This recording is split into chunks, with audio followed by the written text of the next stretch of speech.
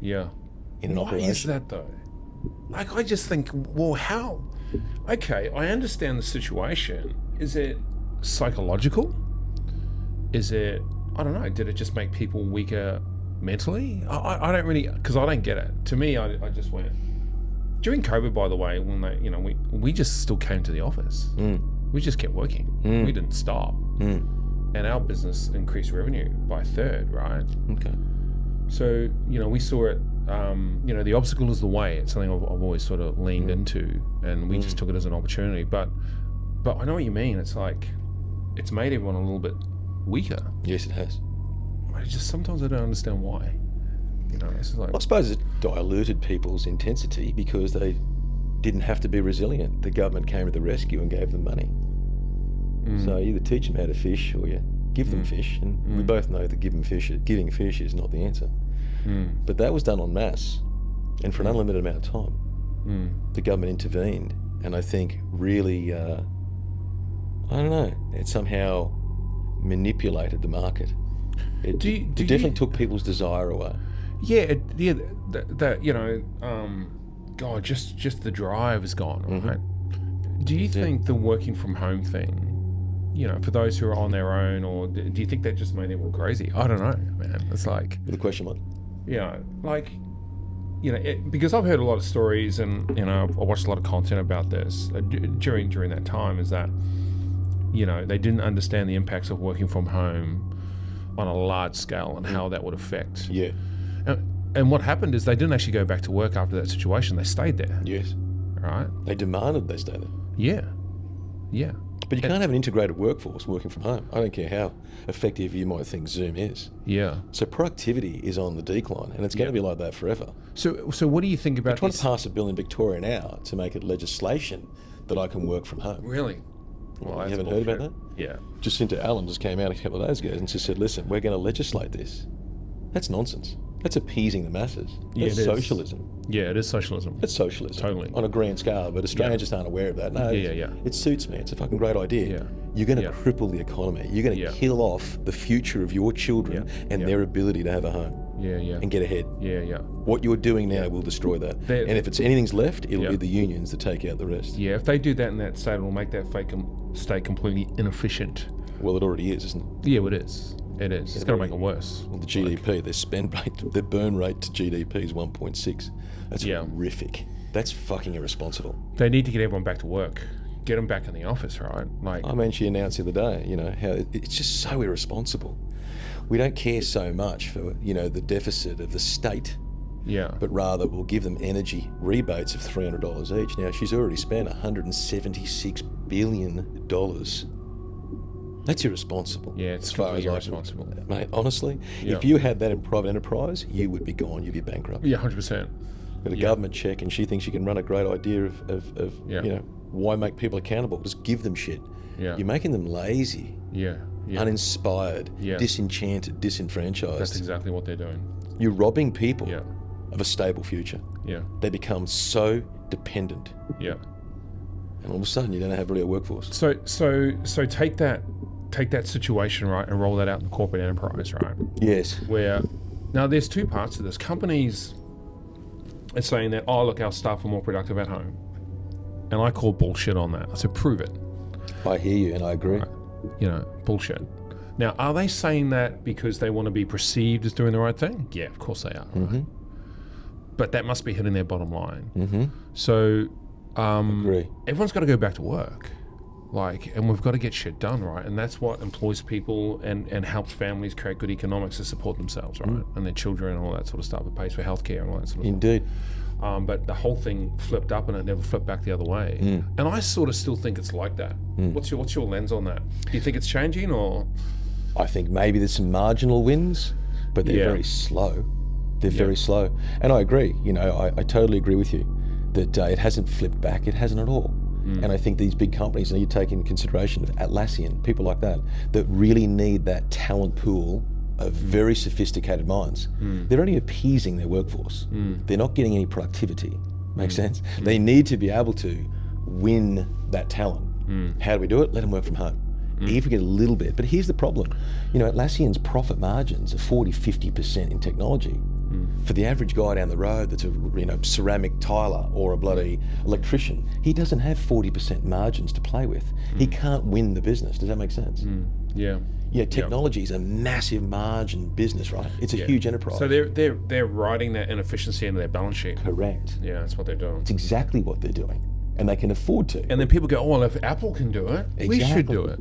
Yeah, but your P&L is so small, that's ridiculous. And the ripple effect of that is now that employee's hourly rate is now $67 as opposed to $44. Yeah. And now I can't seem to do business. Why am I not getting ahead? Yeah. The bass is behind. Yeah. And this is the problems we're facing now. Yeah. And this is going to be an interesting cycle. It's funny, right? It's not what you think it is, and I think the general public don't understand this, is that it's being painted as this, but that's actually not what it is. Correct. What it is here. Yes. Right. Do you think Trump's lead into the White House administration is having a positive impact on that subject matter like that? Do you think he's changing the narrative there a little bit in the States? Perhaps. Yeah. Marginally. Yeah. But it's not significant yet. Yeah.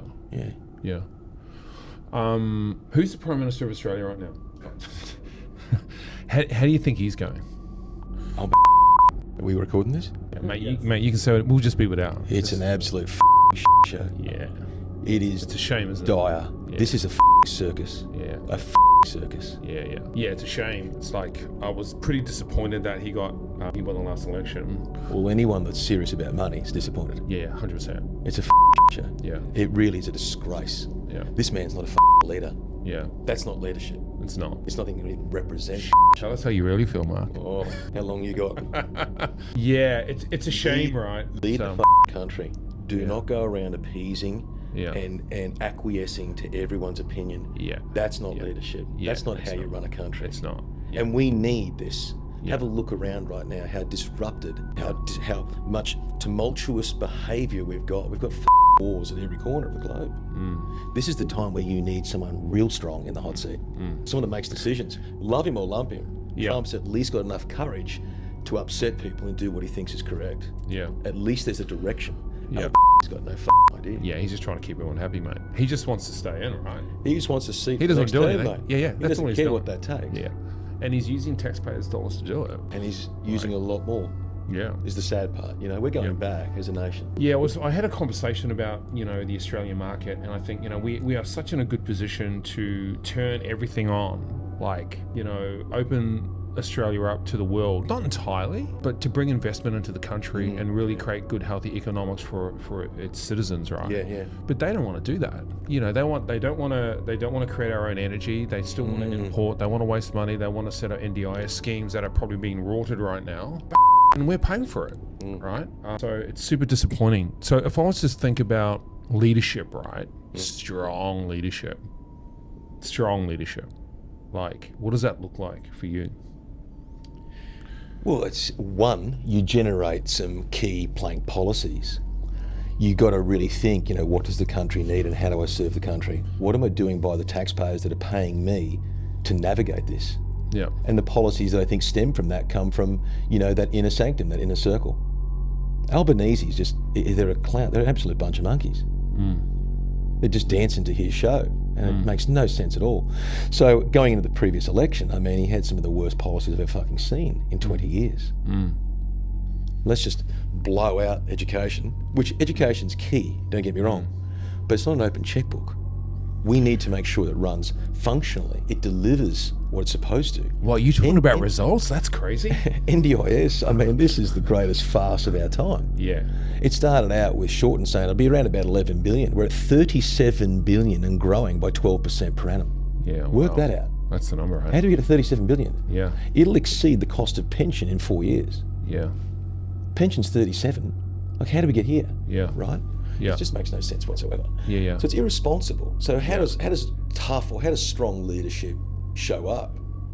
It's being willing to get your counterparts offside and stand for what you believe. Think about the collective of us as Australian taxpayers. What's in our best interest? To see us borrow more or pay down debt? To see our children have a future with solid infrastructure or none at all? To give them shit or actually spurn business and creativity and innovation by inspiring them and leading them? not giving them stuff. We're on the road. We're on the wrong road, the wrong trajectory, as far as I can see. Yeah, 100%. It's proven time and time again. We're becoming more and more socialist as time passes. Yeah. So, yeah, 100%. I agree with that. I don't think he's a very strong man. Like, he's just himself personally. Even if I took politics out of it, when I see him communicate, I don't find him to be a very strong man. I find him to be quite a weak man. And, you know, weak men can be influenced. Yes. Easily, especially if they lean left quite substantially. You know. Well, weak men don't stand for anything, do they? Yeah. That's the problem. Well, they believe in everything, but they don't stand for one There's thing. no cornerstones. Yeah, that's right. I agree. Why did he win the fucking election though? Do you think? Because I don't get it. Now, was the opposition leader not the right person and people didn't resonate with him? I don't know. What's your take on that? Yeah, I think Dutton had a lot to answer for. You know, his campaign was a little bit checkered. He didn't get off to a good start, and I just don't think that he had a lot of great policies either.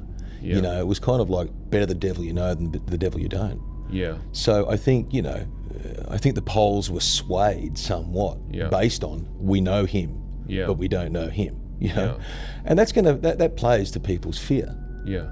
At the moment, you know, as a society, as Australia sort of sits here today, there's a lot of turbulence. There's a lot of unease. Yeah. We don't know what the future looks like. We've got wars in every fucking corner. You know, we don't know who even owns Gaza. We're not too sure just yet. Yeah, yeah. You know, we've got Ukraine still in the background. We've got tension with China. We've got Russia on the doorstep. You know, like, but Australians aren't by and large feeling confident. So we'll go with someone safe. We'll go with what we know. That's how I think the election was won. It was a series of bad selections. Yeah. So he won by default, really. Indeed. Through scarcity, right? Not wanting to take that risk on a... Well, there was no better alternative, was there? Well, yeah. I thought the party may have won on the basis that they were Liberal, right? I just thought that might have been the option for them instead of Labor. But I think Dutton was probably the wrong candidate. You know, when I looked at the campaign, and I think we're in that position where people are just looking for someone to trust or believe in, right? When it comes to those style of elections now in Australia, and I just don't think they trusted or believed in him. So I think they may have selected the wrong runner, right? It should have been somebody else. Yeah, but, quite possibly. I think the undertow as well, it's kind of, this harks back to your conversation earlier about, you know, work from home and what do you think COVID has done? COVID's pushed people to a place where they just feel uncertain about life. You know, could there be another pandemic? You know, what's going to happen with my mortgage? When you breed uncertainty, you're going to go for the safest pick. And that was Albanese. So I think, you know, culturally, we're in a place now of discord. Does that make sense? Yeah. There's a lot of things that we're unsure about as Australians. Yeah. What's the future of my job? AI, am I going to have a job? Is my industry going to disappear in 6 months? They're all valid questions. If I was to use that analogy and move it back to the start of the conversation with the sales team, right?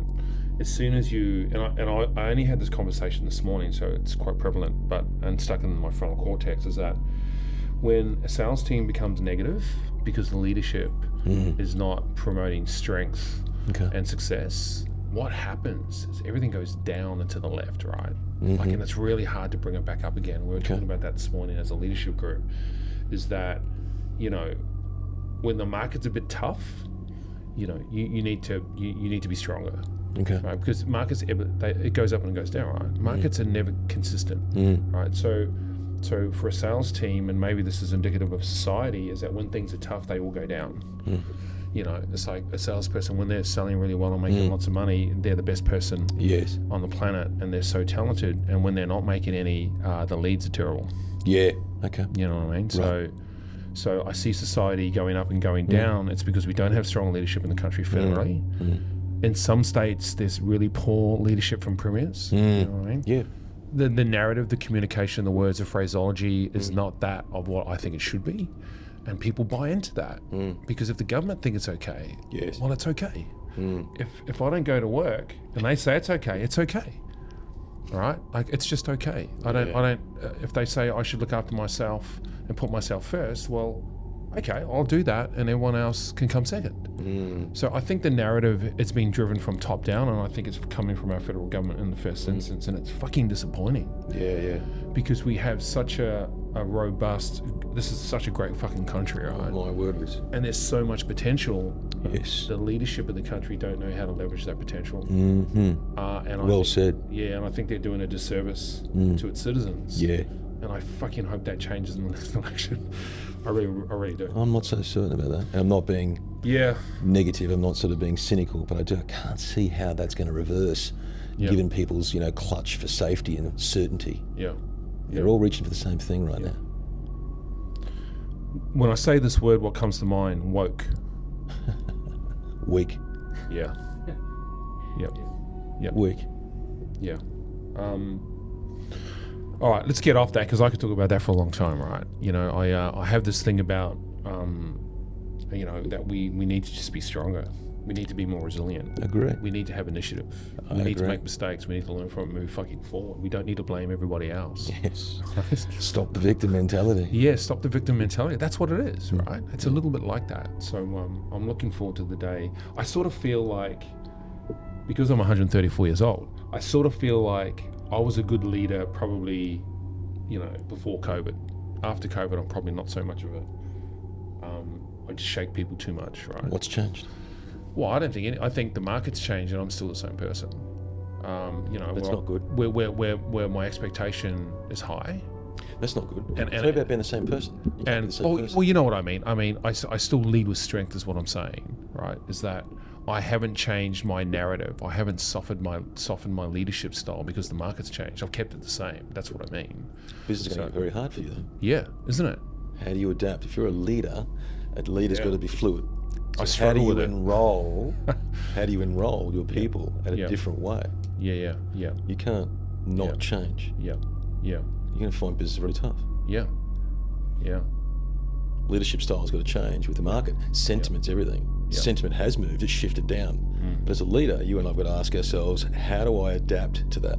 Yeah. If society, people, my recruits, are softer and they're not as hardened, they're not as seasoned as they once were, how do I still lead through those times?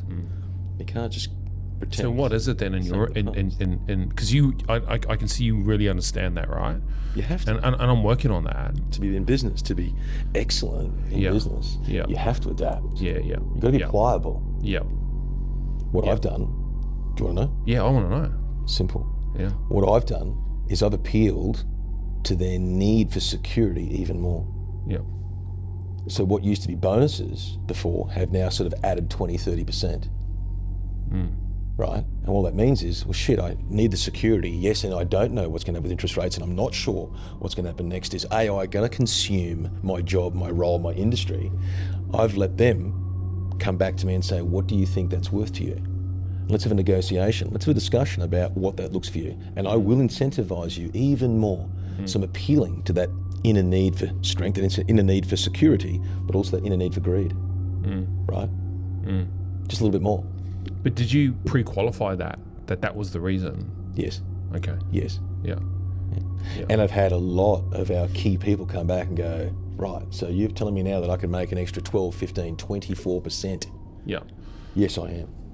But you got to deliver the initiative. You got to deliver the solutions. You got to deliver the policies, the strategy. Yeah. I'm putting more onus on them. Yeah. Let them figure it out. Yeah. But you have to adapt.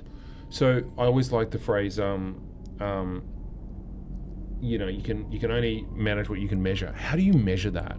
Is it a KPI thing for you? Yes. Yeah. Yes, it is. Yeah. Different parts. Do you get them to maintain their own KPIs and record them and present them to you? Or yes. Yeah. Okay. Yes, exactly. Yep. Show me how that's performed, where that quarter is, why did you fall short on that quarter, what's going to change next. Yeah. This is for your leadership team. Key recruits, Yeah, key recruits. Yeah. Yeah, I resonate with that. I understand it, and I'm sort of working on that. I'm a bit old school, right? I like to, I do kick in doors. I got to learn to open the door first because it was probably open in the first place. I'm trying to figure that out. Dehinging when it's already open. I kind of like kicking indoors. Like, I'm probably naturally quite an aggressive person by nature, you know. Probably. I'm and you're right. You have to get that right. There's no excuse to say, oh, well, everyone else needs to change. No. As a leader, you need to change. Indeed. Well said. Yeah. So I've actually written that into the strategy, which I'm about to talk to the COO about this afternoon. So I don't know how I'm going to fucking go with it. I'll give it a shot. Can I give you a simple example? Sure, go for it. That you're already doing very well. Yeah. So. You got 2 daughters, right? Yeah. Have you had to adapt your parenting? 100%. Oh, it's easy. It's possible, isn't it? Yeah, but I don't want to do it for them, not anyone else. So.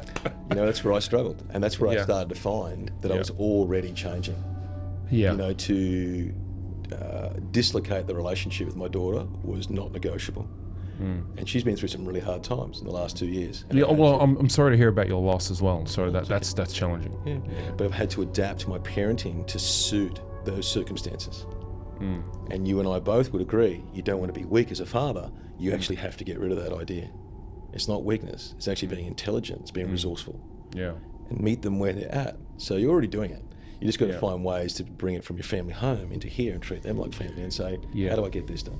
Yeah, and you have to, right? I remember, I think as a father, really sort of, as the market changed, that, this is real. I have to do this. Yes. Otherwise, I'm not going to have a great relationship. Absolutely. Like, they'll hate me. Exactly. You know, so will they. Yeah. If you don't change. Yeah. Well, they hate me already, so maybe I just say the same. I don't know, but that's... You don't want to be righteous in business. You have to adapt. Yeah. I've got friends of mine, colleagues of mine, in fact, competitors of mine, and I have a bit of a laugh to myself because I can see it. They've got a similar attitude to you. It's like, no, fuck it. They'll do it my way. You watch. Yeah. And I see that just unraveling. One particular competitor right now, he's actually a pretty smart guy, but he hasn't worked it out. Yeah. And we're forging ahead and we're growing always. And we're making more profits than ever before. Yeah. And I watch his business, not in a deceitful way, but I can watch it unravel. I can see it dismantling. It's starting to break down because he's just driving in there. And he doesn't see it? No. At all? No. In fact, he's a pretty key guy. Yeah. And he has got some serious disputes with a few councils right now. It's like, mate, it ain't them. Yeah. It's you. Yeah. You're the common theme. Yeah.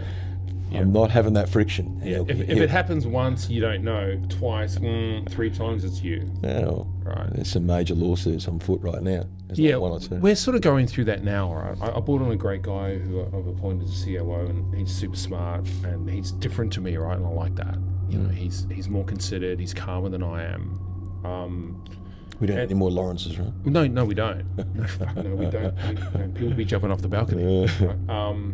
And we're on the 10th level, so that's not going to end well. But so what I'm trying to do, and I find this super interesting, is, and I always talk about transparency and honesty, right? Even if it hurts, is that we should always be like that as a leadership team, as a company, as a culture. So we constantly talk about that, and someone in the business who's great, by the way, said to me the other day is that sometimes when she talks to me, she thinks that, what was the word she used? That she feels like I'm not listening to her and sort of over critiquing, right? Intimidating, perhaps? Well, I don't think it's intimidation. I think it's that. I can't remember what the word was, but the feeling was that it's like, well, hey, you know. And then she says, well, I just want you to give me the strategy and I'll just do what you want. I went, oh, hang on a minute. No, that's not what I want. But I think I've given her the perception that's what I want. So I've got to figure that one out, right? That's when you become pushy. You know? That's what happens. People become a little bit disenchanted. It's like, fuck it, I've tried. I've showed an initiative. I've demonstrated my abilities and that's not enough. Yeah. Show me what to do and I'll just fucking do it. That's a robot. You don't want that. Yeah. You need creative. Okay, let me ask you this question. But what if they didn't do the right thing, didn't put their hand up and ask for help? What do you do with that? Well, simple. You discuss that, you pull that apart, you have to get to the base of that. If someone's made an error in business or in judgment or, you know, in the way they've managed the situation, that needs to be unraveled, that needs to be unpacked, decompressed. You need to get to the bottom of what caused that. I'm not saying approve or reward bad behaviour. Make sense? Yep. I'm saying actually police that, correct it. Another scenario for you then. And ask them, this is what I tend to do, is I don't try and imbue my answers or my opinions on anybody. Yeah. What would you do better? Just ask questions. Yeah. Where do you think that went wrong? Yeah. We had a situation a little while ago, and it was pretty serious. We had a sewer treatment plant that went horribly wrong, and it cost, and the PM in charge of it, the project manager, kind of knew what was going on, but it cost me $460,000. It was only $500,000. Yeah. And it was covered up. Yeah. So internally, it took me months to find out what the fuck had happened. Yeah. It was $500,000, and no one was telling me the answers. That was, and it was a bit of a shit show. Were they scared that you were going to lose your shit? And Not lose my shit. I was going to make them accountable. Yeah. I was going to get to the bottom of it. I find that happens a lot, actually. Yeah. And I was not happy. I was not impressed. Yeah. So you have to, dismantle all of that. And where was the error? Where did it occur, and why wasn't I notified? So yes, I was pissed. Yes, I was really upset. More so that it had been covered over.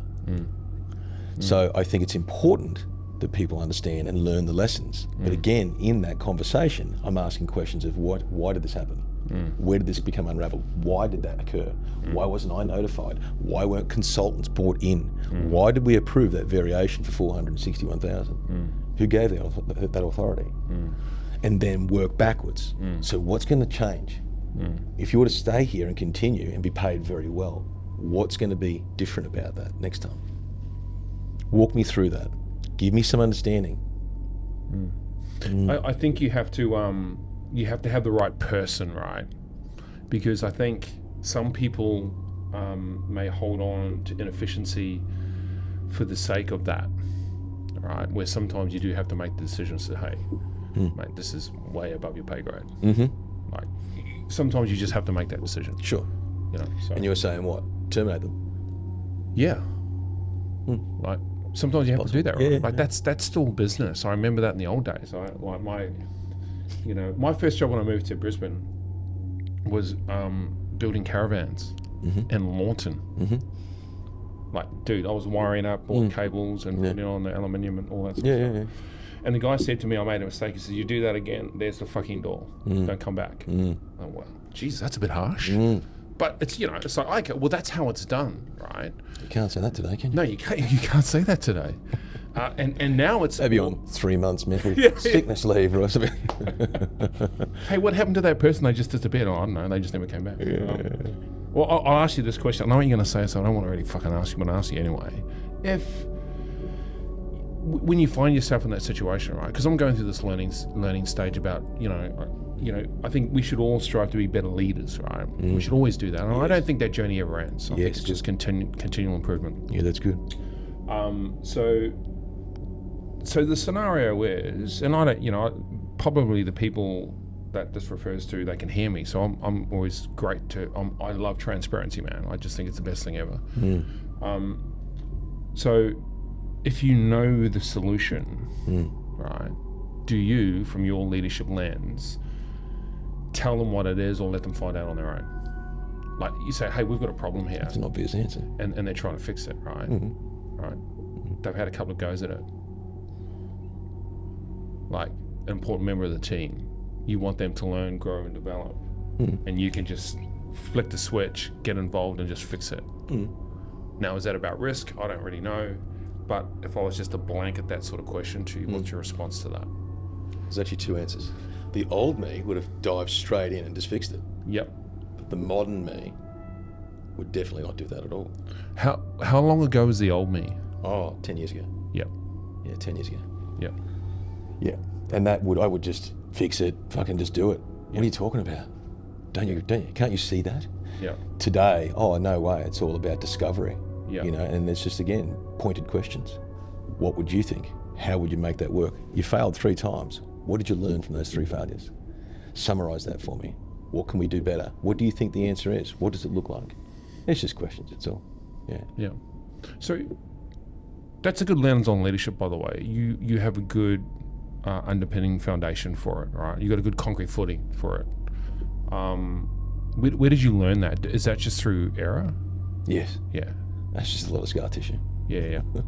Doing shit so wrong so many times. Yeah. You work it out, right? Yeah, I love that. That's strong leadership, by the way. People think it's not.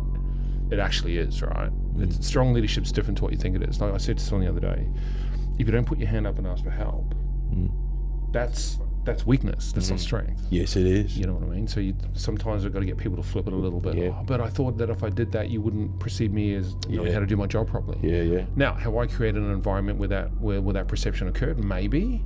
Or maybe it's just the person's seeing things through the wrong lens, right? You know, it's really hard to sort of figure that out sometimes. But you want to be able to foster a culture too that makes that possible.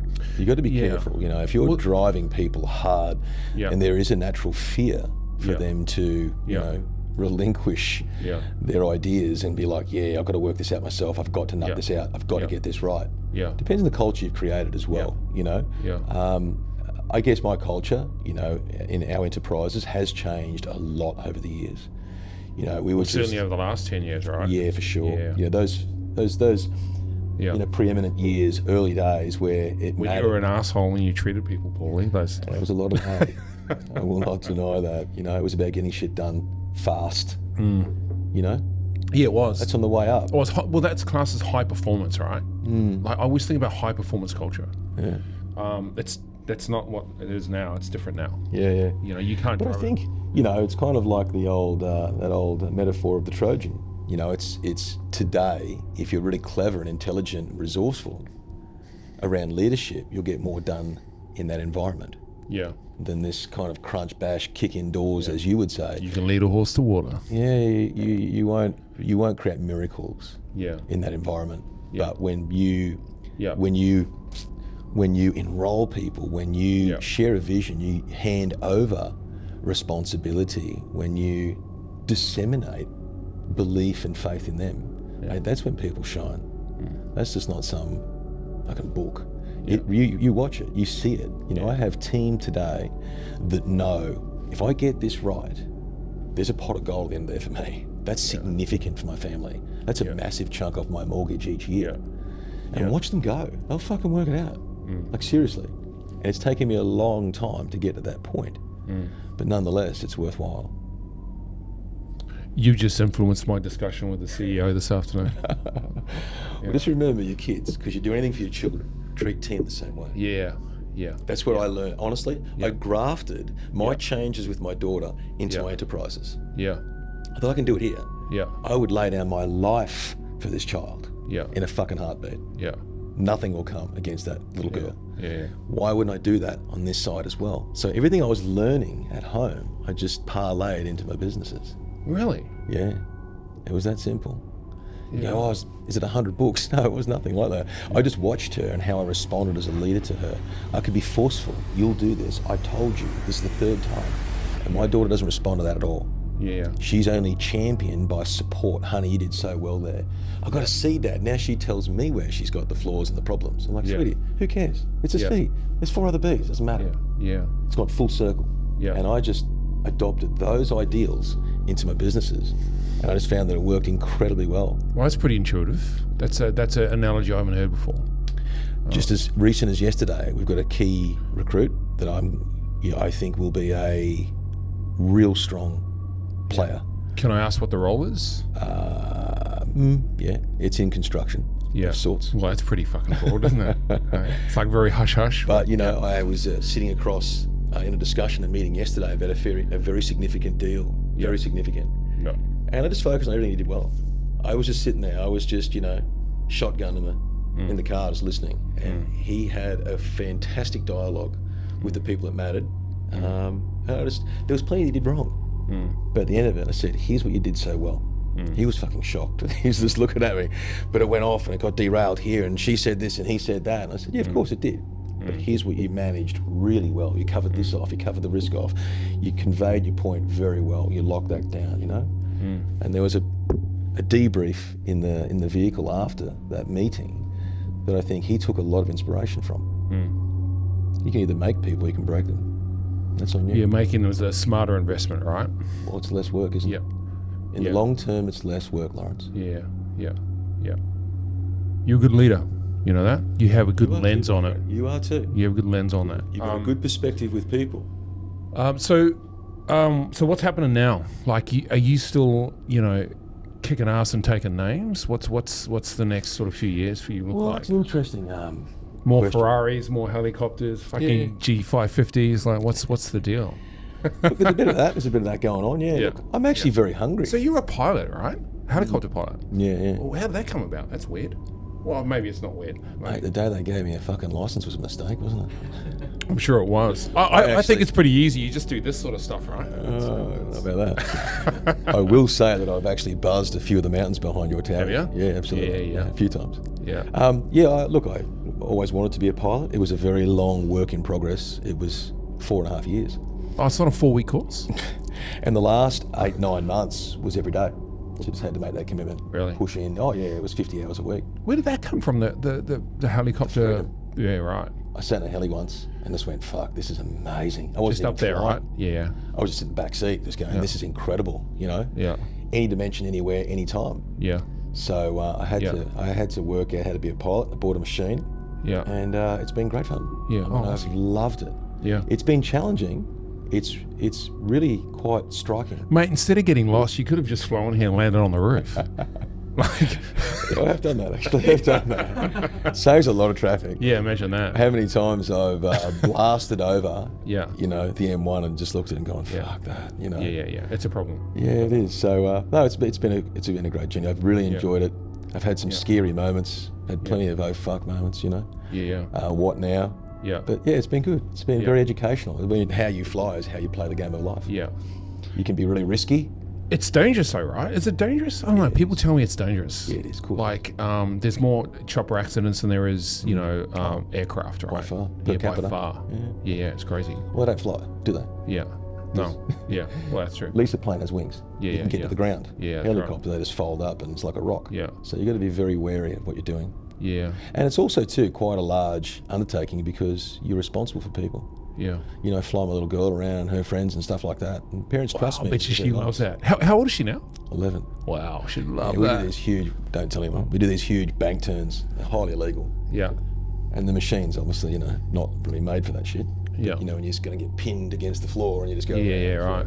Yeah. Kids love it, mate. They're just I'm sure they do. Screaming. It's Well, so that's fun. better than Warner Brothers Dream World. I've got to tell you, the heli's pretty popular with the little mates. It's pretty popular. So, it's been good fun. Oh, that's good, man. That's But good. no, to answer your question, you know, there is a lot of hunger. There's a lot going on right now.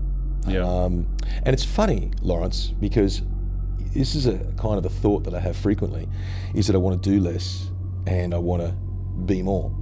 And how I'm sort of doing that is I'm divesting, you know, some of my assets that I haven't really gained a lot of support in terms of, you know, advisors. I've got some very smart people in my corner, thankfully, in my stable.